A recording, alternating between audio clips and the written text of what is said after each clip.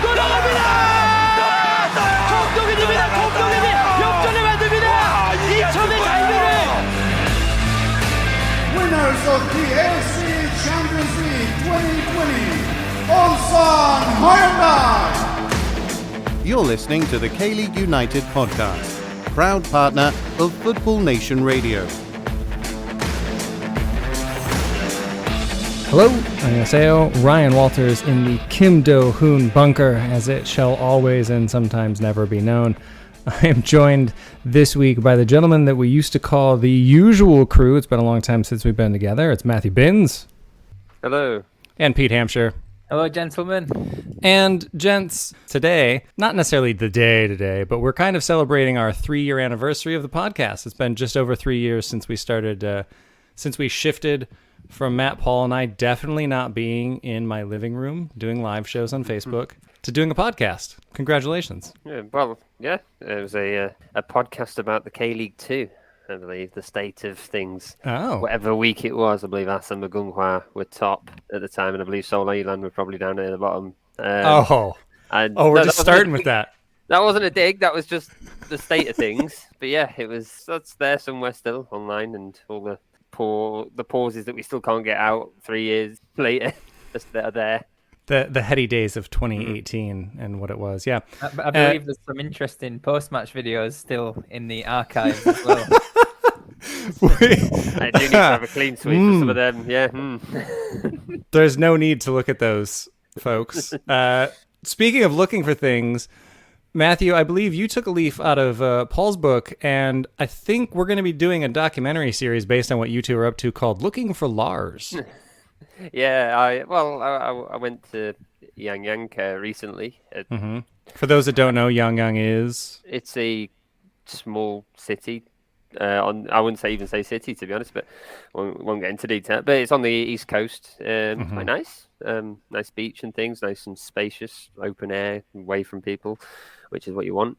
But yeah, I went to Paul has recently spoke about his pursuit of Lars Veldwijk, having once caught him at a brunch cafe in Yangyang, and so I went to see what the fuss was about, and well, I found a brunch cafe, but there was no brunch left, so he'd obviously been there in the morning, but no. Well, anyway, unfortunately, we can't always see Lars when we're out and about, but we do have a lot of things to get to that are not related to hunting down K-League players at their favorite cafes based on their Instagram stories. Creepy. We have a lot to get to this week because a lot happened in the past week, as has been the case for what feels like the entire year. We are going to be talking about, we're going to have a very brief rundown of what's going on in Europe, actually, because I'm sure nobody knows this, but a lot of the major leagues over there are back underway, and there are quite a few Koreans plying their trade abroad, so we'll start with that. And then we're going to move into the FA Cup, the competition that we all care about, the best competition, more important than K-League or K-League 2. We all know that that's the fact. It's not just because there's an amazing team from the south of this country in the semifinals that I would say that. Not biased at all. Then we are going to talk about the party that is K-League 2. And we're going to wrap up. We're going to save the best for last. We're going to talk about K-League 1, and then we have a very, very full mailbag. But before we can get into any of that, if you are listening live or if you're listening to the podcast and you're thinking to yourself, not right now, I have to hit pause on this and come back to this podcast. Well, there's plenty for you to read on your commute or wherever you might be on kleague.com right now. Park In-hyuk, Daejeon Hana Citizens' leading goal scorer, has a feature interview that Paul did with him that will be coming up very soon, maybe by the time you're listening to this podcast. We also have a full interview with Ryan Edwards up on our YouTube channel. There was an early access for our Patreon subscribers there, and that was done by our Busan columnist Lee Do-won, and there's also more from that interview coming up even later on kleague.com. So if you want it in written form, we'll have that. If you want it in video form, we've got that. And what on the earth is going on with Seoul Eland? Well, Michael Redmond is going to tackle that a little bit later this week on kleagueunited.com. So all that to look forward to. If you don't like listening to the audios, which bad news if you're listening to the podcast, it might not be the right medium for you. But Matthew, that's not all that's going on. There's a lot going on over in your home neck of the woods. Well, we thought because a lot of the leagues in Europe have either started this week or maybe the weekend before, or we're around that time where people get hyped up about perhaps the Korean players who are no longer playing their trade over here. So we thought we'd just have a quick rundown of all the latest European Korean football news. So first up, we have Kim Min-jae finally at Fenerbahce. The centre-back has had the green light from Gangwon to join the Turkish side under the stewardship of former Shanghai SIPG boss Victor Pereira. Changing their online profiles to Korean for the day to announce the signing, Fenerbahce could hand Kim his debut in their home opener to Antalyaspor in the second round of the Turkish Super League. A Super Sunday, yep. Son Heung-min rocks Spurs like a hurricane to put EPL champions Manchester City to the sword in a 1-0 opening day win. Son recently signed a new contract with the North London club to extend his stay until 2025, and will be looking to build on his career best of 17 league goals from last season in this upcoming campaign. EJ Sung, the main talking point, Peter, German pronunciation, please. We'll go for Mainz on that one. Mainz, thank you very much. I forgot. Oh, which club was it? I think it was Augsburg put out a really fantastic video when the schedule came out, and I'm never going to forget Mainz because they just had the seagulls from Finding Nemo. They were just like, mine. So it's in my head now. Well, he was the Mainz talking point in Germany. He started on his Bundesliga opening day to make his top flight debut in Germany, and he faced Hwang Hee-chan's RB Leipzig. The score finished 1-0 to Mainz. Hwang In-bom, he got the job done, finding a 63rd minute equaliser for his side Rubin Kazan as they faced Krylo Sovetov in the fourth game of the season. It's Hwang's second goal of the season, and the midfielder has featured from the off in all 4 matches so far. Finally, Saint Hwang Hee-jo. Hwang Hee-jo has been rumoured to be linked with both Southampton and Wolfsburg, and can the deal be done for the Bordeaux striker before the window closes? And that's European football news. We're not going to be doing that every week, but that's where things stand with some of the Koreans overseas at the moment. Yeah, some fun things going on, and I guess if you want to hear more of that, I don't know, maybe we could fit it in. Anyway, we are going to shift from the foreign game to the domestic game and the domestic tournament that is the Korean FA Cup, the one that we all care about. And Pete, we're going to get started with you here in one that, would we call this an upset? Gangwon FC came away 2-0 winners over Suwon Samsung Blue Wings. What were your main thoughts on this one? Well, you would until the last few weeks, because Suwon Blue Wings have not been in great form at all. And Gangwon have looked quite strong at home. It was the second time, actually, that Gangwon have beaten Suwon inside a week, beating them 3-0 in the league as well a week prior. And as I mentioned, Suwon, they're winless since the interval for the Champions League. And Gangwon looked mostly dominant, but Suwon did have some big chances, but they're just not getting those on target. I noted that 12 on target in their last 5 games is not great when you look at the averages. Yeah. And Kim Dae won with both the goals in that one to secure a tie in the semi-finals at home to his former side, Daegu. Yeah, I thought in that one that I thought Suwon had plenty of chances in that. I thought that they might have been able to get one. It looks just like they're a little bit snake bit right now, that they just can't really find the back of the net. We will talk about the league match that I made the way down to Big Bird for in a little bit, and it just seems like there's something missing for Suwon right now. So maybe having one fewer tournament to focus on will be helpful for them. But good on Gangwon. I think they need a boost like this season, and that was certainly a confidence booster for them to take moving forward. And yeah, that's something that they definitely need, considering how the league is going for them right now and that fight that they're in with almost everybody else basically trying to get up into the top half of the table, and they'll have plenty of other things to focus on. Speaking of other things to focus on, well, that's what the Jeonnam Dragons have, ladies and gentlemen, because the POSCO Derby has gone the way of the Jeonnam Dragons yet again. That's right, it is the 3rd consecutive win that they have against Pohang, having won 3-2 and 1-0 the last 2 times back in 2018. There's a reason we haven't played since then. I don't remember what it is. Something about Pohang being scared of us. Anyway, it was the captain, the man, the myth, the legend, Chae Ho-jin's 4th appearance of the season and just his 2nd start. And go figure, we won the game. But this was a good performance from the Dragons. I think Pohang has been struggling since ACL. It's another team that has just not really hit the ground running as fast as they would have liked coming back from the break, although they did have a nice weekend. But in this one, I think Jeonnam just played absolutely lockdown defense. Park Jun-hyuk started in net, and there was a clean sheet to be had. Surprise, surprise. And they just keep grinding out wins in this tournament, the way that they keep trying to grind out wins in the league. But this one, I mean, to me, this says a lot about Jeonnam and about where the Dragons are defensively with things. But Matthew, am I looking at this through dragon-tinted glasses? Was this just a bad performance from Pohang? No, actually, I thought it was a really solid, organised performance from Jeonnam. They were rarely troubled by Pohang. I mean, Pohang, they did start the game without Kang Sang-woo, and Grant was also on the bench, two of their key players. Still a reasonably strong team, though, and hats off to Jeonnam, especially with some of their home form in the league as well. There was the possibility that Pohang playing away could also further advantage the K1 side, but no, it wasn't to be, and deserved progression, I believe.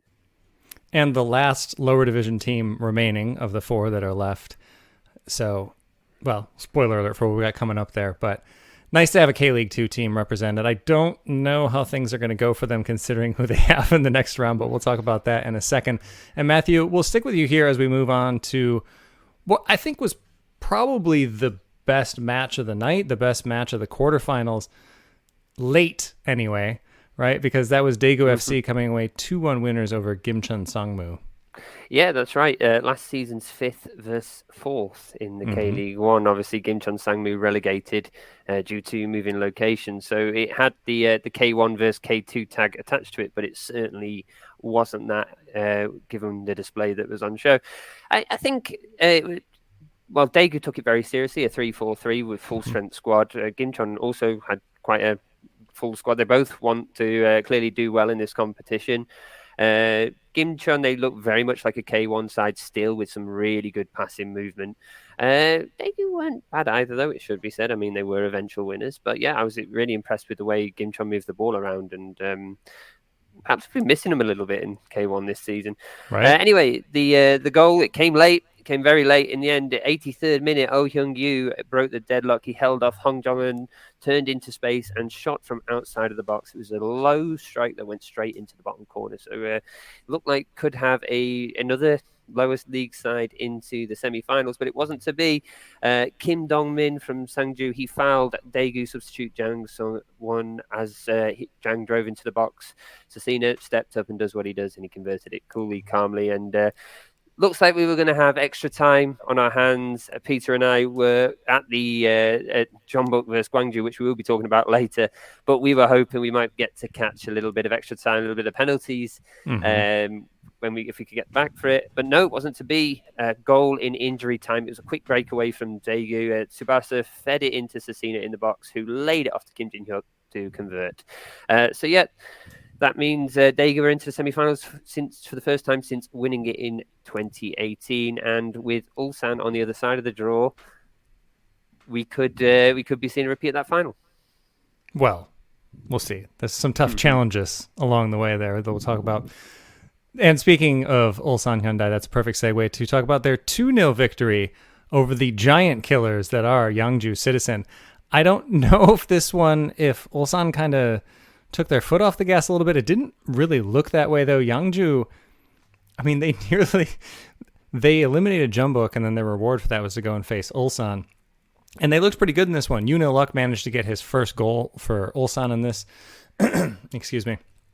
And it really looked pretty nervy in the second half for a long time there, because Yangju, again, they were very much holding their own. And then eventually Kim Ji-hyun got the second in the 75th minute. And I think that's when you finally saw the heads fall for Yangju, and they kind of accepted the inevitability of losing to the team that's top of the table in K-League 1. But a fantastic run for them, and something that we love seeing in this tournament. And again, it'd be great to have another Daejeon Korail or Gimpo or another one of those teams making their way into the final here. But unfortunately, it wasn't to be for them, and Ulsan Hyundai will go on to face the mighty Jeonnam Dragons, and that's kicking off on October 27th, along with Gangwon FC versus Daegu FC. And I think, Matthew, like you were saying there, on paper, you would expect it to be a rematch of the 2018 final, which was Daegu and Ulsan. Pete, is that what you expect us to see again this year? Well, not to suck up to you, Ryan, but looking at Jeonnam's away form, they haven't lost in over a year away from home. And obviously it's a one-off game this year, single leg semi-finals. So, yes, thankfully. Woo! Yeah, on paper you would expect a repeat, but you never know, dear. And on a personal note, me and Bins were talking about my potential stag do being in one of these locations. And, you know, we've got options of Ulsan, Gwangyang, Gangwon or Daegu for the final in December. Hopefully things have calmed down on a COVID front by then. And I'm not being rude to your former home, Ryan, but I'm not sure I could entice everyone down to Gwangyang. So I would, on a personal note, I would fancy an Ulsan Daegu final. So Gwangyang Bulgogi means nothing to you then? Is that what you're telling me? Mate, you know I lived there for a month, and yeah, it was an interesting month. Cool. Okay, for both of the people that have been to Gwangyang that are listening to this right now, offense taken. Matthew, is that how you see it going down? Yeah, I don't think you can look past Ulsan Hyundai. Sorry, Ryan. But I do think Gangwon could cause a bit of a surprise against Daegu, if we can call it that, because we'll come to that a bit later, because they did play each other the weekend just gone. We'll be talking about that match a little bit later. Yeah. Daegu on the road as well this year. They've been in really streaky form. I was looking at it earlier. They didn't win for 4, and then they won 4 in a row, and now they're on a bad run again. So it depends what Daegu turns up on the day. Yeah, and look, not only is the Stag Do going to have to be in Gwangyang, much to everyone's delight once we're there. That's a duck barbecue place that we're going to go to that's amazing. AFC Champions League is coming back to Gwangyang next year because we're winning this thing. We're going to win the cup, and we're bringing Champions League back to Gwangyang. It's going to be amazing. Anyway, we're going to take a really quick break, and then we will be back and talk about the party that is K-League 2. We'll be right back. FNR is a revolutionary football-dedicated digital platform, the first of its kind in Australia. It provides a 24/7 live online radio platform experience, podcast hub, and acts as a content provider for TV, radio, and digital. Having reached millions of listeners and football fans since launching, FNR is accessible worldwide via its website or app, providing a platform to discuss, debate, and celebrate the world game. We are your voice of football, FNR Football Nation Radio. Welcome back to the K-League United podcast. I'm your host, Ryan Walters, having some fun being back in the hosting chair with some updates to our streaming site here. The ad did play, right? It didn't for us, but maybe it did for people listening. I'm not sure. Well, let's hope that the folks watching at home managed to get an ad for our friends F&R down in Australia. Ryan, if people miss out on that Eulji Lewis dog later on, you'll get some vile comments. Yeah, there's no having that. I was just watching you swig your water. That was. Oh, that's not what the folks at home are saying. Woo! Live streams are back, ladies and gentlemen, and we're happy to have you along for the ride.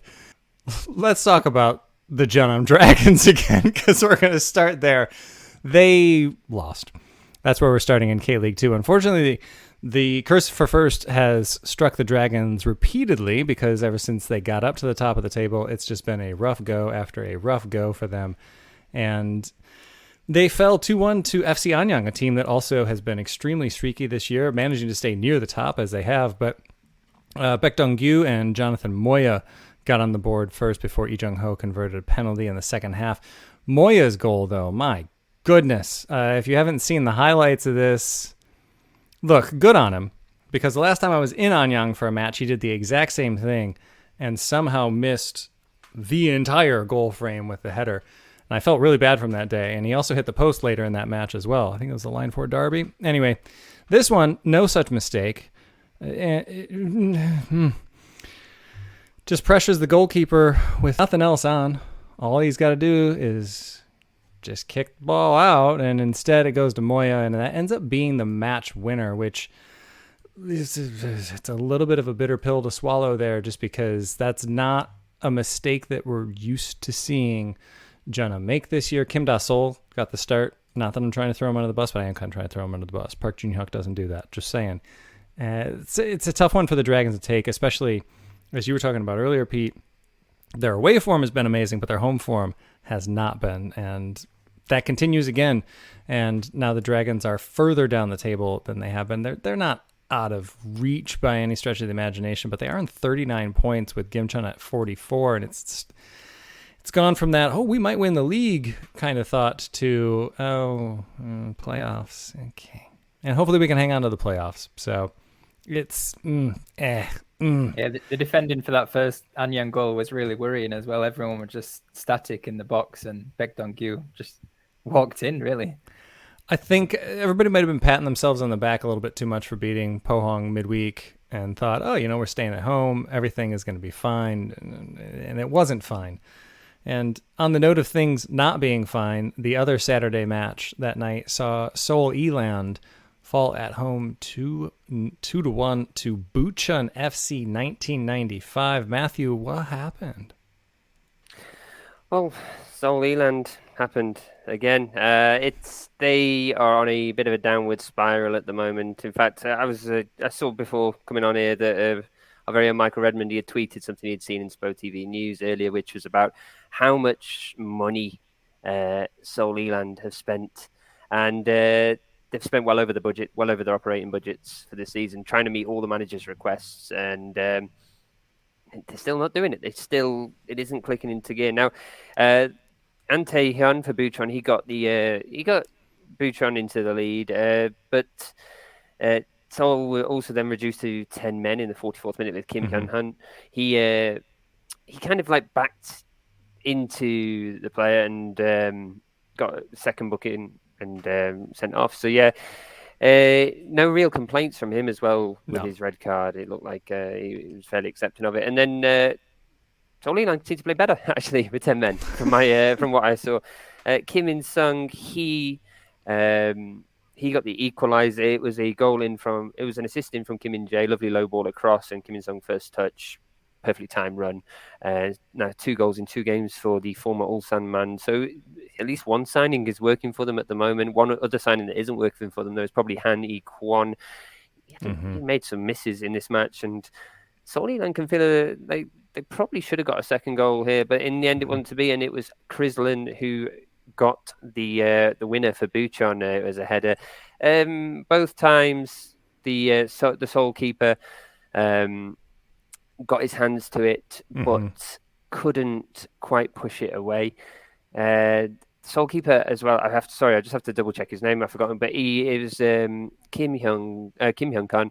It was his first match back since injury. He has been out for a while. He did feature regularly last season, but it's not a good performance from him. Unfortunately, wasn't to be for Seoul Eland, and they have games this week against Anyang and Jeonnam Dragons because they have to play a catch-up match, and it's not looking good for them at the moment. I think things might get worse before there's any chance of them getting better, but you can read more about that on our website, as we mentioned at the top. Michael Redmond has got a piece out at the moment with all the things that are going wrong. And I would say, to be fair to Eland there, that first goal from Ante Hyun was really well worked. That was actually a fantastic goal. That Bucheon's had these streaks in them where they just look like Barcelona for 30 seconds. And they're passing the ball around like crazy. And I thought that was a well-taken one. And that was Krislin's first goal for the club. So hopefully they can get going there. And speaking of a team that's gotten going, Daejeon Hana Citizen came away 2-0 winners over Ansan Greeners. Matthew, what were the highlights there? It was Daejeon went into an early lead. Masatoshi Ishida again converted. It was a low ball in from the left from So Young-jae, converted it on 10 minutes. And Daejeon were playing all right. Nothing really troubling them from Ansan Greeners. But 49th minute, a red card to Park Jin-sop. And they did have to hold on for a little bit. But they did manage to seal the win in the final minute, the 7th minute of injury time, with So Young-jae converting Kim Sung-sub's assist. It was an interesting, I'll put it like that, decision. The red card for Park Jin-seok. I don't know if either of you saw it, but he just seemed to be shielding the ball from where I was. And yeah.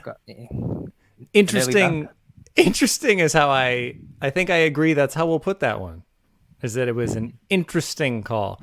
We get a lot of interesting calls sometimes. I mean, to be fair, that was his second yellow as well. It wasn't just like a straight red, but yeah. I mean, look, in the end, that was in the 49th minute, and Ulsan failed to take advantage for almost an entire half. So good on Daejeon in that instance, because they should have been under it a lot more than they were, but they never really looked that uncomfortable in that one, for me anyway.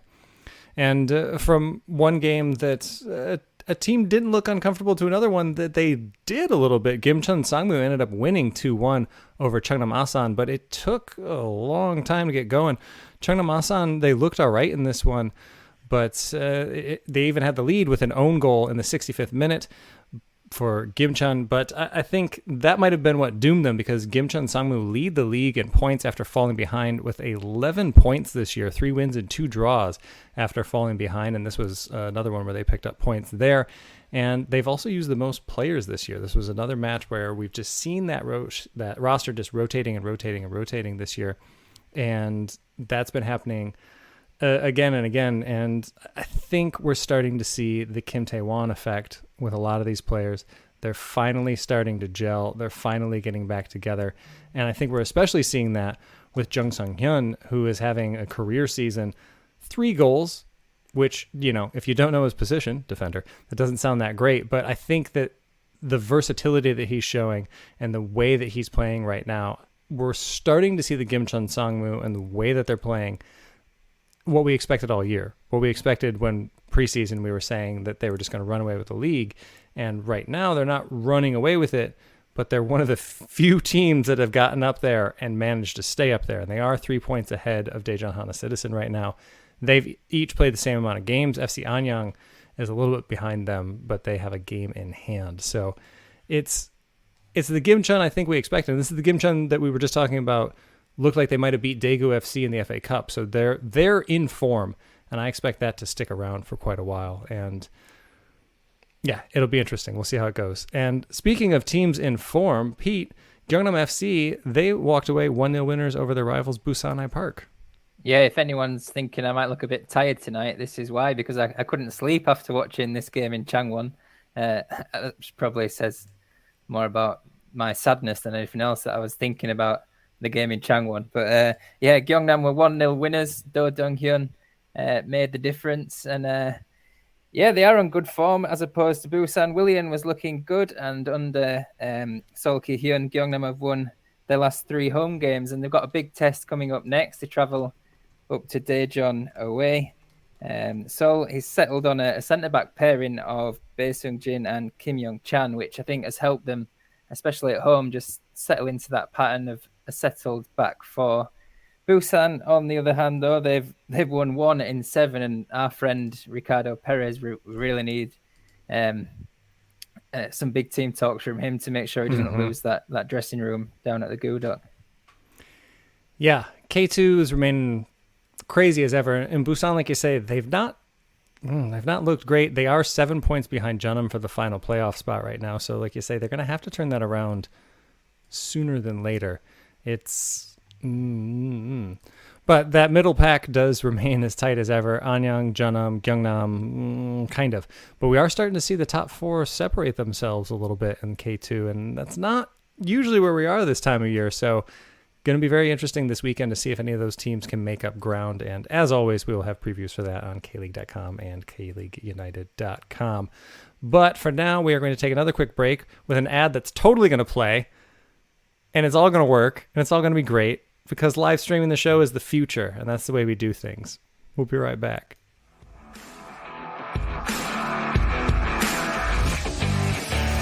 Fans, we want to hear from you. You're encouraged to email KLU at info@KLeagueUnited.com or tweet at KLeagueUnited with any questions, comments or reactions. or follow us on Facebook to ask directly during one of our live shows.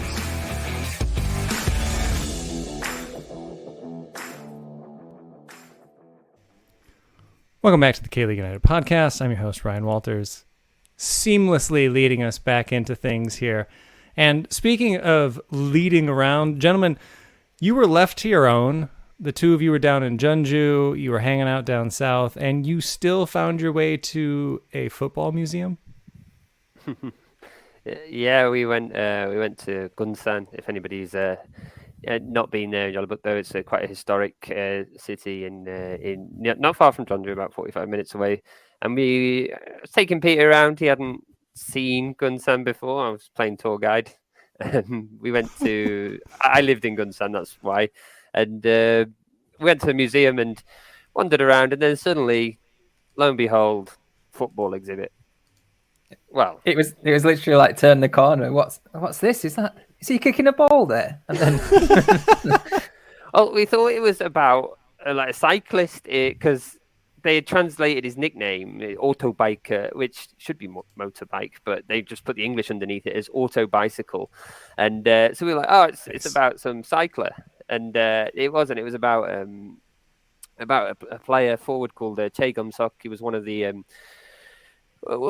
He was very heavily involved during Korea's the foundation of football in Korea, and it was an exhibit about how football came to the country. They go with the British warship, bringing it over the Flying Fish, and then missionaries kind of promoting it. And yeah, it was just his life and how he became one of Korea's prominent strikers at the time. And he went on to play in the Jeollabuk-do region till he's 54. So Lee Dong-guk was about a good 12 years out there. But yeah, it was all in Korean. I have been translating some of the stuff, but I also helped out quite a bit because he's actually commenting on the show here, so I feel like we should probably mention it. But been reading Lex Nande. He's released a book about the history of Jeonbuk, and that also kind of linked in very nicely. So it wasn't too unfamiliar with it. We'll plug his book quickly. I think his book's called Rise to Riches. I've got it here. It's called How Jeonbuk found Asia's best club. So don't say that we don't do anything with you, Lex. We're hoping to do a bit of a chat with Lex in a couple of weeks or something and talk a bit more about that book. But yeah, interesting read there and an interesting exhibit if anybody's ever in Gunsan. And that's all that we need to talk about in that region because Jeonbuk Hyundai Motors played a game and we don't have to talk about it. So onward we go to their 3-0 victory over Gwangju FC. And were there divided loyalties in the stands as you guys watched this one, Matthew? I think I was just looking. Peter was just sitting quietly for most of it because I think it was pretty clear which direction that game was going in from the very start. It was a decent performance from Jeonbuk, a comprehensive win. It was a largely unchanged side from the one that found victory against Daegu the weekend prior. It was a midfield combo of Kunimoto, Lee Seung-gi and Baek Sung-ho in the centre with Moon Sung-min and Son Min-kyu on the wings, which is just making for a frightening prospect at the moment. Mm-hmm. And Moon Sung-min, he's just strolled back into this squad like he'd never left. He's looked fantastic. He looked sharp. And Son Min-kyu, he's getting there. He's finding his feet still. Not quite at the level he was at Pohang, but give him some time with this squad. I'm sure he'll be causing havoc soon as well. But yeah, Gwangju, they were still without Jonathan. I'm sure they were still without Jonathan as well this weekend, but we'll talk about that later, Peter. But yes, it came from Kim Min-hyuk. It was a far post header. And then it was quickly followed by Ilyachenko, who got back on the score sheet after a good while off it. He headed down Min Sung-min's cross. It was saved, but then he converted the rebound. And finally, there was a goal from Ilyachenko once more. Gustavo heading across for Ilyachenko to just tap it in. So, yeah, they do look better. I think Jeonbuk are getting there, but I think I'll wait until we've talked about the FC Seoul match that happened on Sunday before we'll talk about how good are they really. Sure. Well, we're going to stick with you and your opinions of all things K1 because this weekend we did also see Gangwon FC come away 2-0 winners over Daegu FC, and as you were saying, that's a matchup that could have some pretty big implications moving forward. Yeah, Gangwon FC, Daegu, that will be the FA Cup semi-final, and yeah, Daegu looked a little more reserved in their formation for this patch. They went all out midweek. It was a 3-5-2 with Cecina playing a slightly deeper role, and Ikono was up top instead of Edgar.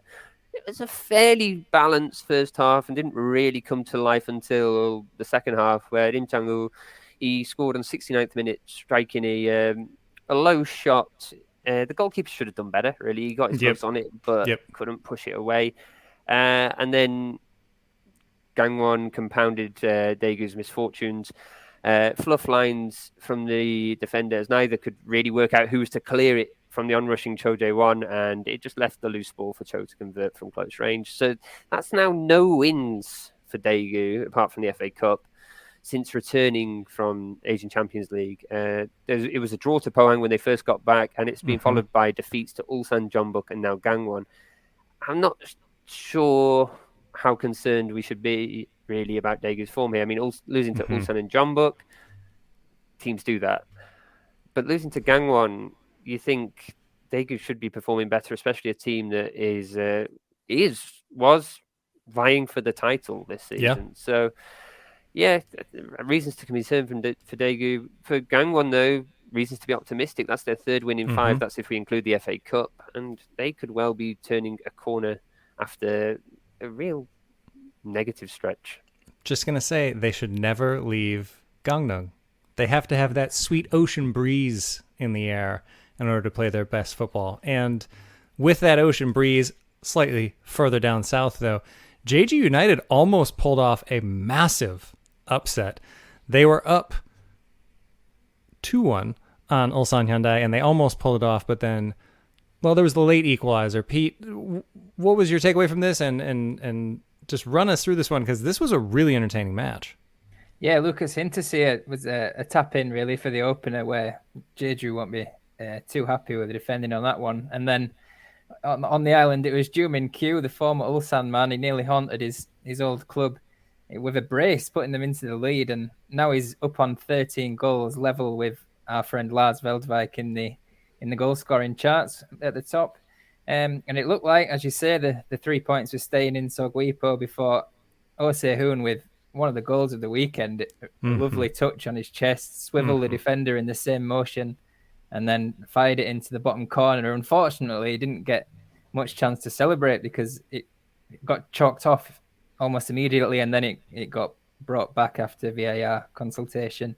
But it was a brilliant goal, and it did stand. And yeah, I guess a point dropped, 2 points dropped for Ulsan, but on the island, it's a difficult game, isn't it? And Jeju have been decent lately. They've been tough defense. I mean, it was their defense really that led them to the title last year, and they've been tough defensively this year. Look, when it comes to drawing games, this is just what Jeju United does. This was their 13th draw in 23 matches. That's just what they do. They're just going to draw the game. I think for Ulsan, though, you got to be upset conceding twice, right? I mean, I think 2 goals, especially the guys that you want to be getting on the score sheet as well. Hinterseer, one of the players that I think ACL helped out tremendously. I'll be talking about that a little bit later when we get to Jeonbuk as well. But I thought that he finally found some form and some confidence there. Oh Se-hoon was able to integrate into the team in ACL, and I think he looks fantastic. This was actually... everything with Oh Se-hoon is really hard to believe because it feels like he's been around forever. This was actually his first goal in league play for Ulsan. So I think he's going to be a really big difference maker for them, especially with Hinterseer finally getting going. They can have a change of pace between those two and see how things go. But you got to win this game. You got to win this game. I saw that Dan, our Ulsan columnist Dan, he tweeted after the game. He bemoaned Ulsan needing to sign a quality centre-back during the window, but didn't get it done. And I thought that was a good point, really, because I felt that both of Joo-min Kyu's goals were really, they were defendable. I think there was poor defending that allowed Jin Sung-uk time to drive towards that byline, and and for the second one, Lee Chang-min just lofted it into space. There was nobody there to mark Joo-min Kyu, really. And yeah, you think, who could they have got in the summer as well? And the one thought that came to my mind was Kwon Kyung-won, who went to Songnam. Jeonbuk were trying to sign him back from Sangju. He was in the best 11 last year for Sangju, not now Gimcheon rather. And he went to Songnam because he was looking for game time. Perhaps he probably thought if Ulsan were in for him, probably were not for him, but he probably wouldn't have got game time there. But there were quality centre-back options in the summer, and it didn't seem that Ulsan pursued any of them. Yeah, that's a really good point because, like you say, I think they might have walked away with this one. They have had a lot of obligations this year, so I think rotation is also going to be an issue moving forward for them. Mm-hmm. It's going to be interesting. We shall see. It's from a team... It's also worth mentioning that match as well. Some news has broken today that an official in this match has actually tested positive for COVID. However, the players were not considered close contacts of this official. So there are tests being taken now between the people he had close contact with, and assuming they are negative, then there should be no postponements. But yeah, so that's something to keep eyes on at the moment. It's currently developing. We're so close to having all the teams finally having played the same amount of games. Please. Obviously, we also hope that the referee and everybody involved recovers quickly. Anyway, from one team at the top of the table to a team that used to be threatening for the top of the table, Suwon Samsung Blue Wings fell 2-1 at home to their bitter rivals, Songnam FC. And I'll admit this was a better game than I thought I was going to get. I took the trip down to Big Bird for the first time this year. I haven't been down there this season. Lovely night for it. Also found a great Haejungguk place by the stadium, gents. So we're in luck the next time we all go there together. For those outside of Korea that don't know what Haejungguk is, just look it up. The pictures will be great. You'll thank me later. Get that congealed blood in your mind. Anyway, this one picked up with Richard Vindbickler getting the opener. And it was a great header. Jumped well higher than anybody else to get on the end of it and convert. And I just want to talk about his mustache, though, because it was a fantastic mustache. A little bit of the beard going, so it's not just the full-on creepy mustache that some guys can have. Beard game on point, Richard. That's all I'm saying. Looked great. And then, for the first time this season, Nicolau Dumitru ended up getting on the scoreboard for the Suwon Samsung Blue Wings. He got some time in the FA Cup match against Gangwon. I thought he kind of found his feet a little bit there. He looked pretty good in this one. I think the goal was deserved for him, and it's nice for Suwon to have him get going because as we know, they've really struggled up top this year. Surprise, surprise, Uros Jeric wasn't the answer after what we saw from him in Jeonnam.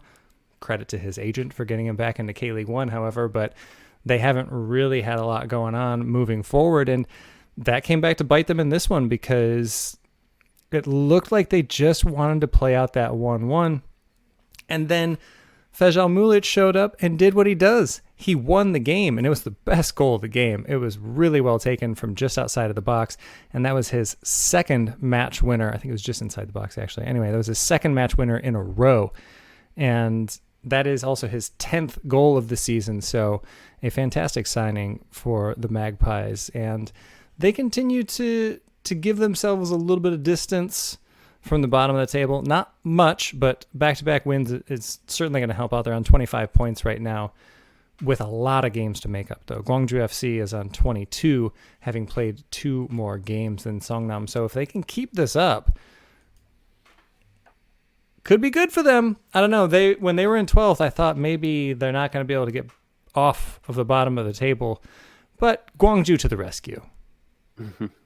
It's coming. Mm-hmm. A team that's hoping not to be in the relegation fight, but definitely 100% certainly still is FC Seoul. And Matthew, let your smile beam wide for those watching live. They lost to Jeonbuk again at the weekend for, I believe, the 755th time in a row. Yeah, they haven't beaten Jeonbuk since 2017, the summer of 2017, and they've not beaten Jeonbuk in Jeonju since 2016, but we don't talk about the match they won there. However, we can talk about last Sunday's match, and it got off to a flyer. Hankyo won on 6 minutes. It was a ball in. Gustavo with I'm sure he meant that assist. I'm sure he meant it. Oh, of course. You mean like the little chest over, the beach volleyball business that he was doing? the ball came down, it hit the side of his foot straight into the path of Hangkyo-won. You could tell that he probably didn't expect it because he was looking forward at the goal. But yes, Hangkyo-won was there on hand to convert the opportunity.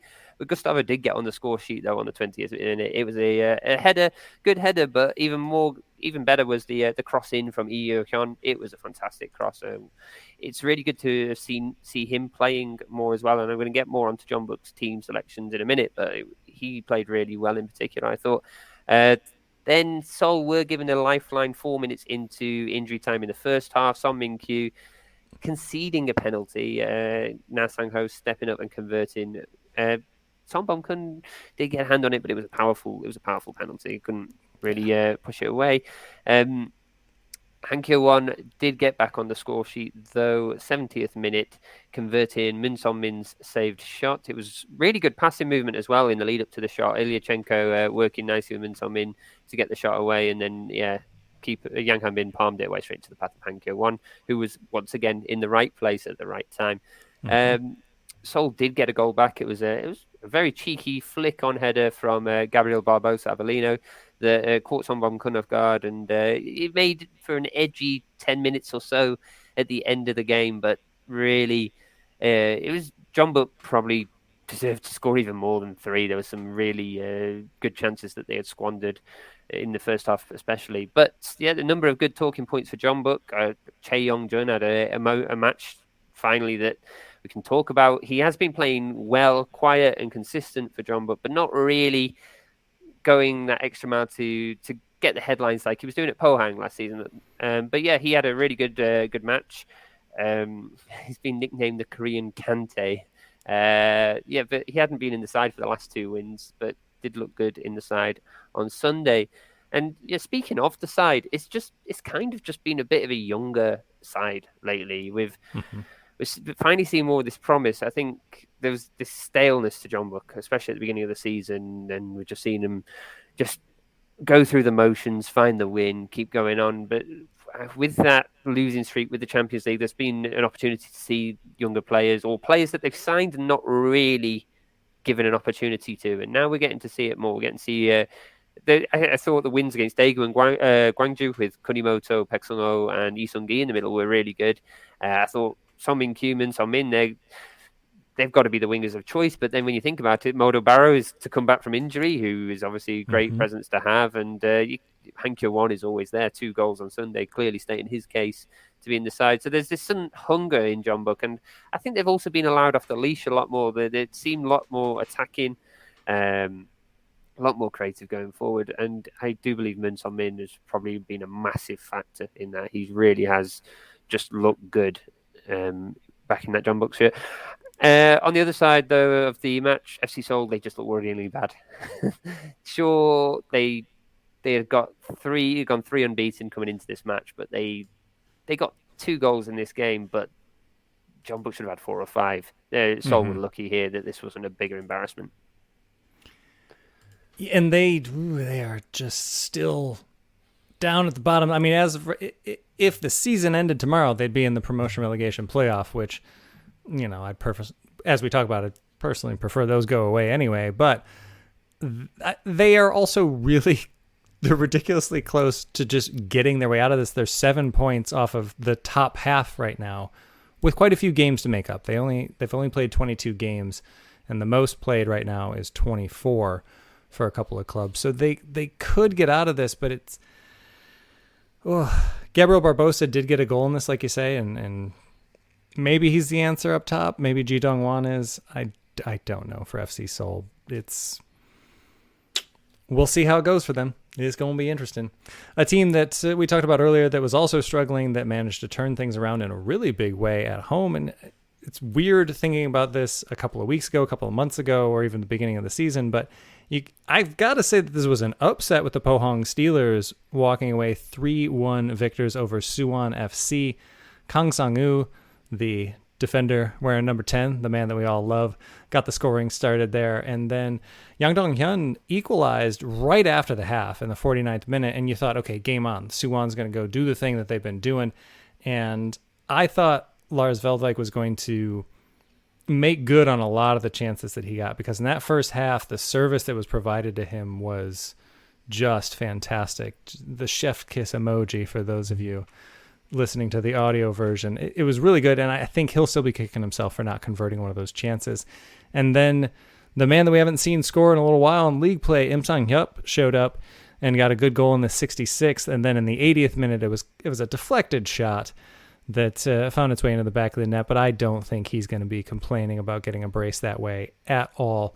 And yeah, Pohang managed to turn things around. I think this was really big for them to immediately shake off that loss to arguably the best side in the second division midweek, one could say. But this was a big win for them, not just for their confidence, but also because this was Suwon FC's first defeat in 10 matches. So that's something to hang your hat on if you're the Pohang Steelers. And it's something they need because they've just got to get going. And it did manage to see them leapfrog Suwon into 5th place and really in contention for an ACL spot for next year. There are 3 teams tied on 34 points for that spot right now. So they are in there with a shout. A team that I think hoping to be in there and maybe still could is Incheon United, but Pete, they had a blow to their confidence and a blow to their ACL chances. Yes, we just said Incheon and ACL in the same sentence and meant it. So just hang on to that for a second. But the mighty Gwangju FC got a win. Yeah, to be fair, Gwangju are in good form at home. They've unbeaten in 4, but before the ACL break, I was quite bullish about Gwangju's chances of staying up this year. And since the return to action, it's been really turgid stuff watching them. This wasn't a good performance, even though they got the 3 points. Even worse for Incheon. It was their first defeat in 8. I'm sure they had that marked down as at least a point. But on Gwangju, it was especially poor at Jeonbuk. They were getting towards the halfway line, and then with space in front of them, turning round. And if I was as an away fan watching that, it was just frustrating. They were clearly holding on for the point, and it was never going to happen with the quality on the Jeonbuk side. But yeah, I don't know if you remember a few weeks ago, I wrote that piece, 3 reasons why Gwangju can stay up. My first reason was, what was it now? My first reason was favourable home fixtures. Perhaps that's borne fruit with this win against Incheon. The second one was Jonathan, and he is the man they are screaming out for. I don't know how he can't get at least 10 minutes off the bench. He's got to be at least that fit, surely, because Ho Yul looks a good prospect, but I don't think he's ready, to be honest. He's not got enough movement about him to be a K1 striker. The ball's not finding him, to be quite honest. And on the wings, they don't have enough flair or creativity, especially with Won Sang injured. And my third reason was a change in style imminent, and Kim Oh-young he's not changed his tactics in weeks, no matter who he's coming up against. He's just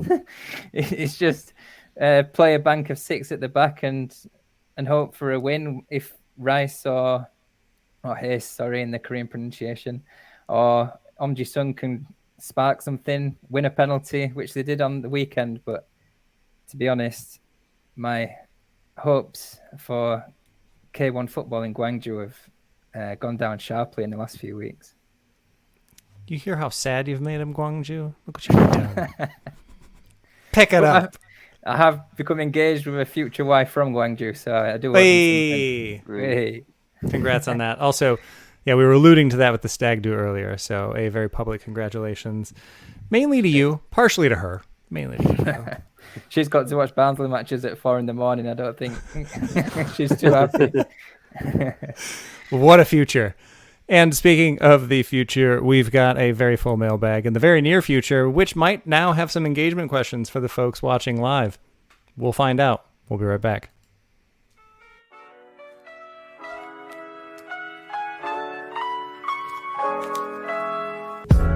Eulji Lewis is your neighborhood British bar and cafe located in the Old district of Seoul.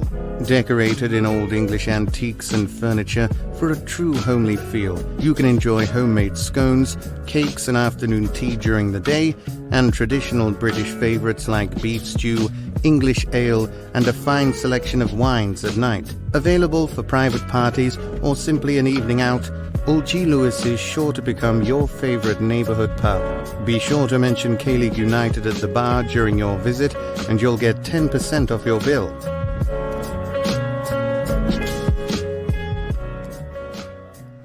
Much to the joy of those watching live, that is the Eulji Lewis dog. I know that it went out because I checked at the break, so naysayers, have at ye. We're off and running in the Eulji Lewis mailbag, and Matthew, go ahead and hop in there. Okay, first out the mailbag this week, it's Suwon FC fan on Twitter. Hi, I read that Gimpo FC is thinking of joining the K2 League next year. Do you see it possible? Going on to say that their stadium has become one of their favourites in Korea, and they would like to see them in the professional league, but they don't know what process they should follow or if they could do it. And I believe there was also another question on our live feed earlier from Kevin Langdon asking as well if there's any truth in the rumour. I mean, it's been considered. It's being considered. I think that's the stage it's at. It's just it's still being considered. Lots of there's a bit of a process involved, and I mean, this time last year we were talking about Sangju having a citizen club as well, and that fell through. And you think that Sangju, after 10 years of having the military service, would have perhaps grown an appetite for football, but alas, wasn't to be. And this Gimpo thing could easily follow the same suit. I've seen that they've been struggling to pay to afford certain players and things, so I'm not quite sure how they'd make the step up, but I don't know if either of you two got anything to add to it. I was reading a Korean article this afternoon. It was saying that the vice president of some football federation visited them last month for talks with regards to turning professional. So clearly they're serious about it. They've got a football-specific stadium there. It does look nice. It looks like some nice scenery around it as well. And the Gimpo city planning department seem to be getting their teeth stuck into it, saying it's going to be pride of the citizens of Gimpo, which is obviously an expanding area, which is mainly famous for an airport. But they wanting to, according to them, they wanted to change the brand of Gimpo a bit with a football team. Hey, another club within a quick train ride. I'm for it. I'm for it. And like you say, their ground is really nice. I think, it's one of those things that. Yeah, and I think this popped up in the comments on that original post, but we've just got to see the pyramid open up. Let's get these spots decided by merit. Let's get clubs that are ready for it and get them in there. But if we can't, and in the short term we can't, sure, we'll take another team or two in K2. Go for it. Okay. Next out the mailbag is Ben Griffiths. This is actually one from last week, and we thought we'd hold it back for this one because it's Jeonnam related question. So no wonder why we held it back this week, because Paul and I both just didn't fancy taking it, and Ben couldn't handle it. Jeonnam are the best away team in the K2 this season, with 24 points from 12 matches, but the sixth best home team with 15 points from 12 matches. He thinks, Mr. Ryan Walters would say it's because of the food in South Java being just too good. But why do you think they're so much worse at home this season? Ben, a man after my own heart there. The first half of that question was just fantastic. Could you read that again? I tell you what, Ben can come on my stag do if it's in Gangwon. Right? Fit right in. Let's do this thing. I think a lot of it for the Dragons comes down to the way that other teams play. I think a lot of K2 teams try to play their own brand at home, and I don't think that suits the Dragons as well because I think they play much better on the counter. I think they're a defense-first team, and they can do that a lot easier when they're on the road, when they're away from home. Whereas when other teams come in, I think, and look, a lot of the K2 teams, a lot of the K-League teams in general play the same way. So I think what it is that teams are coming into Gwangyang and saying like, all right, show us what you got and we're going to defend it. And that's not really been the best way for the Dragons this year to try to be on the front foot, unless of course it's an FA Cup match against a K5 club and they score literally double-digit goals, which still don't know how I feel about that one. But anyway, I really think it comes down to mentality and not having a solid game plan going forward, to be honest. They're much better reacting to other teams, and you don't have that luxury at home as much in the second division. All right. Moving on to James Edgerupt, our very own James Edgerupt, and says he may be somewhat biased, being a Gangnam columnist, but Gangnam have improved significantly of late, gaining 7 points from a possible 9 available from 3 fixtures against Anyang, Gimcheon, and Busan. Can the Reds get into playoff contention because they are just 6 points behind those Dragons that we were just talking about? Yeah, I think anyone from that top 8 can get into playoff contention in the K2. And I think it's Willian. Willian's been fantastic lately. He's rediscovered that form from last year, and he made the goal to win it against Busan. And yeah, obviously I'm a bit biased sat here in my Gwangju shirt, but we're really missing him down here. I think the K2 table is a little bit closer than the K1 table, but I think it's still going to be really tight in there. I mean, the Dragons need to turn it around and get a win here soon because they've drifted down to the bottom of the playoff spots when they were top of the table. But Gangnam, maybe this is where that experience that we've been talking about all season is finally going to show through when they need to make that late season push. And a lot of those teams that are new there, like Anyang, I don't really know who they're going to lean on in this instance, whereas Gangnam have a ton of experience to lean on and to get into that run. So, yeah, I mean, yeah, like you were saying, though, Pete, you win 2 or 3 games in a row in K2, and if you're not at the top, you're pretty close because it's just going to remain really tightly packed in there. All right. Next out the mailbag is another one from last week. It's Mike Baston via Twitter, and he is asking, where did Blue Wings' form go? Still relevant this week? The joy in Binns' face as he says it. I think I was talking about that during the K1 segment there. They just need somebody up top, and I think the ACL break came at the exact wrong time for them because they needed that momentum, and then it was taken away, and they haven't been able to rediscover it. And they were winning close games, and we've been saying all along that that's not necessarily a recipe that's going to carry them through this season, and that other shoe was going to drop, and it did.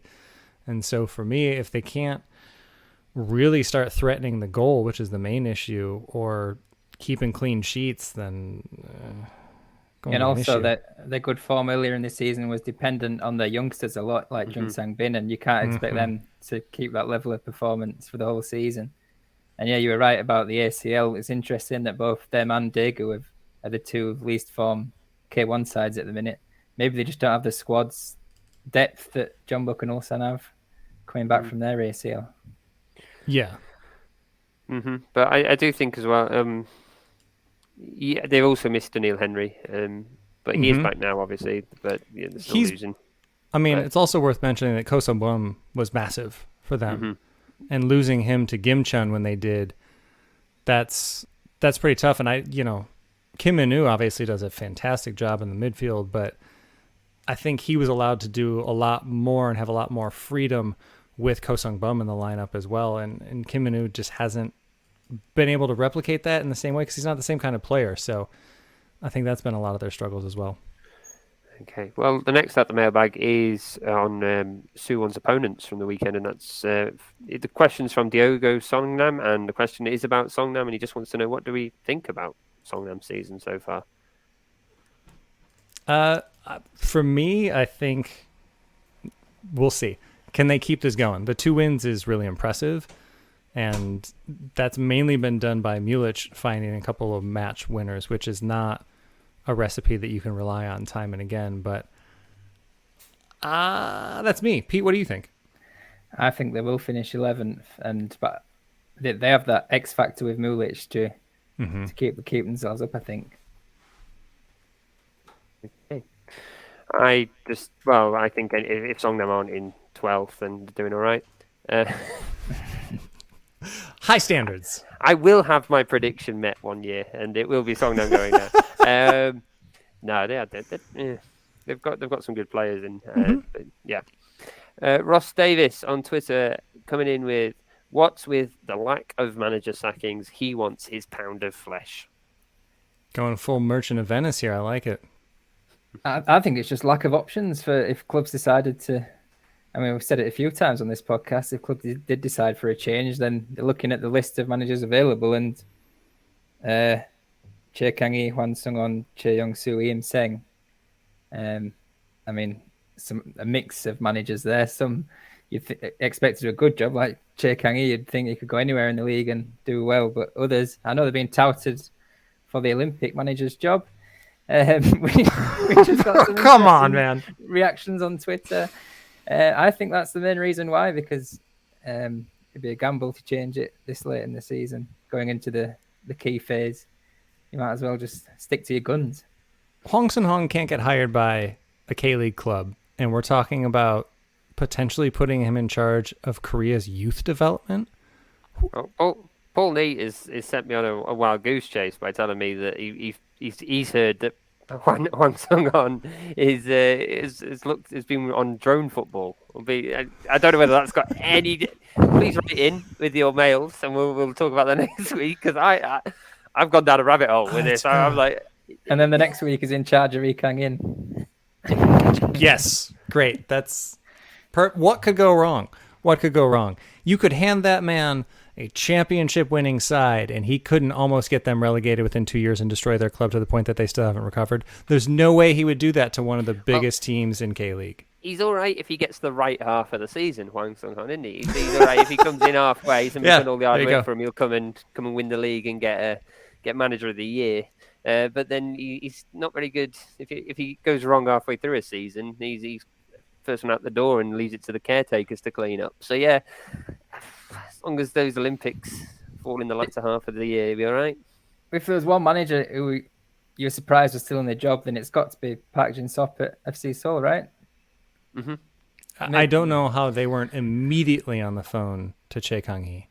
Maybe they just can't afford to get rid of him because he must have signed a 2-year contract and they keep splashing money on players. Maybe they just can't afford a managerial change on top of those new signings. I think that we should have Che Kang-hee back in charge of the Korean. Just the uproar. The uproar alone would be worth it. And, one of Korea's most successful club managers and most despised national team managers. Let's get him back in charge. I'd take him over Hwang. Mm-hmm. 10 times out of 10. Right. We're getting slightly off track. There is a couple more questions. So Rare Duck on Twitter. Hi, Swedish K-League fan here. Love your content and happy to watch the games. Well, thank you very much. Can I ask you, how does the relegation round for K-League work? Do you have any prediction on which teams will be relegated to K2 this year? Many thanks, Matthias. Pete, I feel like you should handle this one as the Gwangju columnist. Well, basically, Gwangju are going directly into K2. Yeah, so it's a 12th place team. It's automatic relegation, and then obviously the champions from K2 come and take their place, and then the 11th place side go into a playoff with the playoff winners in the second division. Which is second, third, and fourth. Yeah, third and fourth will play off against each other, and then the winner of that will face second. And hopefully this year this is all single leg, we hope. Mm-hmm. And that's how that will be decided. And that is probably how the Jeonnam Dragons are going to make their way back to K-League 1 when they beat Songnam FC. Yeah, well, we'll see. And it'd be close enough for me to go. Oh, please let that happen. Well, the second leg for the K2 team's always away, isn't it? So you might have a chance. Anyway, KLU Survivor. Why'd you read that like you don't know who it is? KLU Survivor. Trying to keep some mystery here. Final question in, and this comes from K-League United Survivor. And there we go. That's it's not a former writer. It's our friend Dan Croydon who's been running the Survivor series, and he wants to know who is going to win the Survivor series. For those who don't know, you just have to pick a team who you think won't lose each week. And, they've got 3 people left, Jared Sellers, Kevin Watkins and Michael Baraff, because somebody went out at the weekend, Peter. Oh, my 2 options I was mulling over was Suwon FC and Anyang. No, it wasn't. Jeonnam. Suwon FC and Jeonnam Dragons. And it doesn't matter which one I chose because they both lost me the life. And actually, Anyang lost me my first life. So all the times I've waxed lyrical about Meng Song-ung and the interceptions of Anyang, I didn't listen to myself. I backed against them twice. I've only got myself to blame. On behalf of Jeonnam, I would like to apologize for nothing, because how dare you? How dare you speak poorly of us? You didn't. You thought we'd win. Sorry. Of those remaining, let's see. I'll go with Michael. I'm not going to select. Well, we could select one each and see who wins. How about that? There you go. I'll take Jared. Come on, Kevin. Right. All right. If you want to be one of the random folks that we're shouting out for this, then you can join us over on Patreon. And a big welcome to our latest patrons, Boris Toca, Augusto Romero Rodriguez. Love that name. Nicholas Taylor, Anthony Sapenza, Laishan Lahal, and Pierre Lecave. Welcome all. We've had a big rush in the past week. So past couple of weeks, I've been gone for a little bit on holiday and doing some housekeeping and keeping up. And thank you and welcome to the wonderful world that is K-League United Patreon, where there are still 3 people participating in Survivor. That's lasted absolutely forever this year. Usually we can get a second round in because most of us are gone about halfway through the season, but because of extended breaks and this and that and the other, it's still going. So good on the folks that are in there. And if you're listening and you are a So Rare player, well, then we have some tiers specifically designed for you, starting at the K2 champion tier, where you will be getting injury news, suspensions, transfer rumors, and much, much more. And if you are a K1 champion, then that also includes weekly predicted starting 11s, which, been trying on those. It's like throwing at a dartboard, but we're getting them up there. We're doing all right with those. We're doing okay with those. And then there is all sorts of other content like videos, podcast extras, and early releases like the Ryan Edwards interview that we just put up there this week. Tiers start as low as $1, so go ahead and get involved there if you'd like. And as always, you can listen to this podcast every Thursday on Football Nation Radio down in Australia. And if you subscribe wherever you download your podcast, you'll be entered into this month's K-League Kit Contest, which I won't let the cat out of the bag on this one yet. It's an exciting one. I'll just say that. We're working on it behind the scenes. It's going to be well worth your while.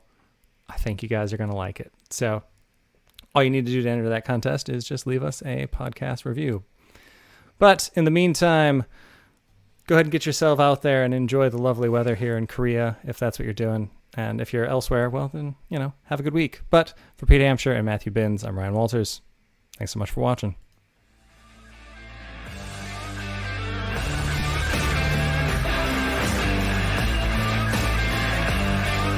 정교성 공격 공격기 킥